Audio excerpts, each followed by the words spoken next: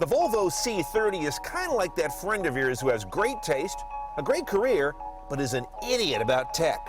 Let's check the 2013 Volvo C30 R-Type Polestar Edition and check the tech.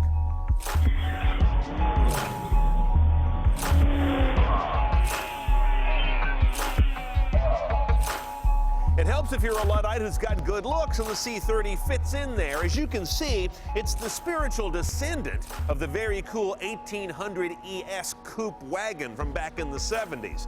Not as svelte or stylish as it was in the 70s, but then again, neither am I. You've got the signature all-glass lift-up back door on this chisel butt design that gives you a loading space. Otherwise, the car is really a 2+2. The back seats are cruel, if not unusual. Now, normally I start these little tours at the cabin tech here in the head unit, but not on this one. I gotta get something off my chest first. Starting with the ergonomics. First of all, what is this rake handle sticking up here? That's the emergency brake. It never really goes down, so it's always in my way when I'm going to grab a shift. Who thought of that? When it's up, I can easily rest on it and look like Noel Coward getting ready for his Hollywood production shot, but that's not why I buy a Volvo. Then you get to this stalk over here. You've got a controller here that I'm going to teach you about later, but when you go to use it, you bang your knuckle against the there go the wipers. And when you go to start the car, you activate the washers, if you can even get to the ignition. God's sake, and put the wheel down to get the car started. There we go. But that's not good design, people. Now, onto the cabin electronics. This is not a remote for the rear seat DVD system, of which there is not one in this car, blessedly. Instead, it's one of the ways you can operate that. You don't see it? That is actually a pop-up navigation screen. Check this out. You turn it on by reaching around for this inscrutable little controller back here, and once you think you have the right button, you press it. Now listen to the groaning sound it makes.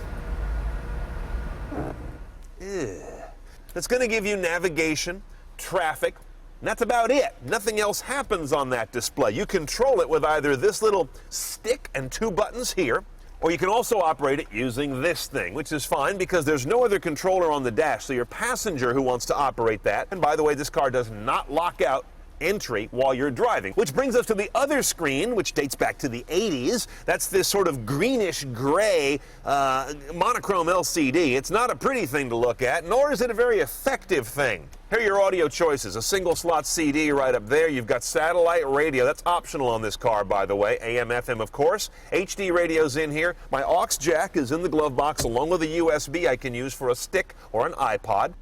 It's nice to have Bluetooth streaming on this car, stock of course, but very limited metadata. I mean, what's going on here? You could do better. And my final concern is this doesn't look like this. Volvo does this nice blue, finely rendered gauge design, and this is a different color, a different typeface, a different everything. It just looks like it came out of another car, and that looks like it came out of a third car. Okay, because we've got a Volvo, things are, shall we say, unusual in the front as well. It's a 5-cylinder. They're one of the few companies that do these. Inline 5, sitting sideways, driving the front wheels. There's no all-wheel drive on this guy, but it is a turbo in all trims. 227 horsepower, 236 foot-pounds of torque. The car only weighs 3,200 pounds, so the acceleration's good, and the MPG not bad, 2130. With the 6-speed manual that we have, you lose 1 MPG highway. Now, if you saw that little blue badge on the butt and, like me, thought, what the hell is that?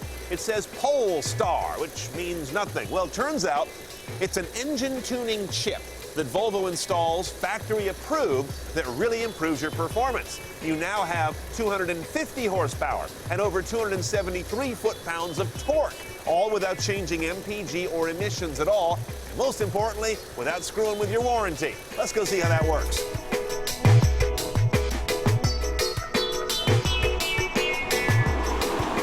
First thing I noticed getting in this car is that it's very smooth. And that damn handbrake is in my way. That 1-2 shift is annoying. Anyway, I'll get over it. But the first thing you're going to pick up on once you get out on the road is how much power this car has. It's prodigiously powerful with that Polestar chip in there. That isn't the same as being exceptionally responsive. The power is kind of in a 2-position throttle mode, either a little power or a lot of power. I don't find much in the middle, and I hate that. The engine's real smooth. The whole car is actually very smooth. No matter where you put it on the RPM, the engine never sounds like it's angry or growling, just determined. But where the car starts to let you down or starts to feel like the $26,000 car that it is when you really get into it in a corner and you get a lot of torque steer, or the front end rears up and you get this little pigeon-toed thing on the front tires and they start to lose their grip and you get this really embarrassing kind of wandery, tractionless mess. In other words, Polestar puts too much power into the platform. So I think I would skip it, as much as I love the fact that it's crazy powerful when you got to overtake like that, but the car almost doesn't put it to the ground right. Okay, a C30 is about a $26,000 proposition delivered, but you got a long way to go after that. $2,500 for the R-Type kit, the body kit, the wheels, the sports suspension. You want that. $1,300 for an automatic transmission. You may or may not want that. Another $1,300 for the Polestar package. I think I would skip it. It's impressive, but not something I want to live with every day. Finally, $4,400 for the Platinum trim level. That you kind of want. It has that dopey nav system you don't care about, but it's got premium audio, the glass moonroof, the power and heated seats. I think you mostly want it more than you don't.